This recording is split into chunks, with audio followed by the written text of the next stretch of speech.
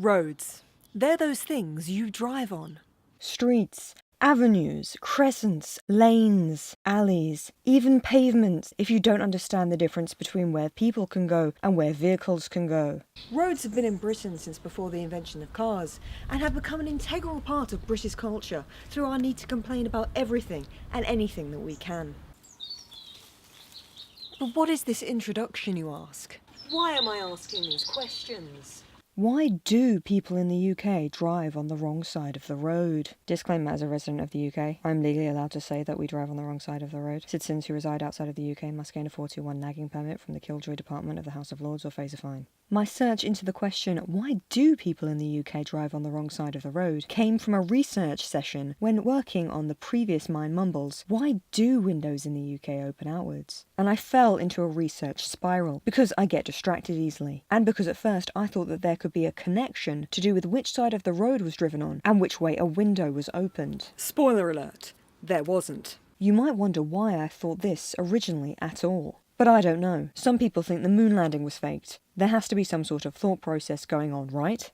But after looking it up and researching right versus left side of the road driving, I surprisingly found no correlation. However, I had all this nonsense now in my head and just had to talk about it somewhere. Originally I screamed into the void, but it didn't want it and threw it back. So why do people in the UK, yes, I know this is the third time I've said this question, but this is just something documentaries do, don't blame me, it's the law, drive on the wrong side of the road?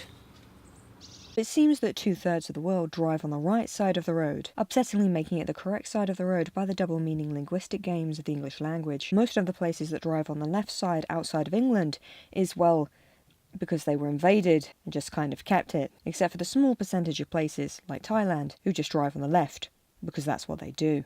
It is also believed that driving on the left-hand side of the road dates back to travelling by horse, and horse riding in general. With about 90% of people being right-handed, they not only found it easier to mount and dismount a horse on the left side, meaning that someone riding behind them could easily pass and overtake without fear of hitting the other, but also that it would be easier to access your sword if someone was trying to attack you. It also kind of made me think of jousting and that whole shebang. A lot of other countries, however, changed to right-hand side driving when they gained their independence from Britain to free themselves from the last shackles and reminder of British rule.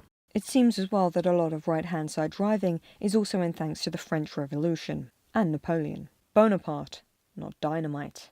That was a lazy joke. Before the French Revolution, the upper class travelled on the left, forcing the lower class to travel on the right, and to get out of their way. After the revolution, it seemed that those upper class who didn't escape or blend in with the lower class on the right probably didn't, because they met with an Alice in Wonderland style end. When Napoleon invaded Europe, those conquered countries changed to right-hand side travel. Lots of Spain, Italy, Germany, Switzerland, Poland, Belgium, Luxembourg, and the Netherlands, unconquered countries. Britain, Portugal, Hungary, and Austria stayed on the left. In the 20th century, most of Europe adopted the same side of the road to drive on. Which is very sensible, as most countries don't have physical borders and you can drive on through. Another thing the UK didn't want to be a part of. Japan is pretty interesting, as it did, and still does, drive on the left-hand side. This dates to the Edo period, and the deal is very much the same as right-handed Europeans, grabbing their swords, because right-handed samurai needed to get their weapons too. There does also seem to be a small influence from Britain, isn't there always? As in 1872, when the first railway was being built in Japan, it was completed with architectural aid from Britain, so the trains drove on the left too, and this trend was continued. Korea also stopped driving on the left after it left Japanese rule in 1945. Sweden and Iceland were some of the last mainland European countries to change to right-hand side driving in 1967 and 1968, respectively. In 1955, Swedish people voted on a referendum to change to right-hand driving. Just over 80% of voters said no, they didn't want to change. But in 1963, the government did it anyway. Apparently in the 1960s, Britain actually considered changing to the right too, but the Conservative government shut it down as much as they could, because apparently it would cost billions of pounds to change, and maybe that money could be spent on the NHS. That's right, I'm still bitter. There are only 4 countries in Europe that still drive on the left: the UK, Ireland, Malta and Cyprus, all of which are islands and not connected to the mainland. Therefore they didn't suffer from the same pressure to change that countries like Switzerland did. So there you go. Drive on the left, because it's easier to stab your attackers. Veniti vici. Mumbles.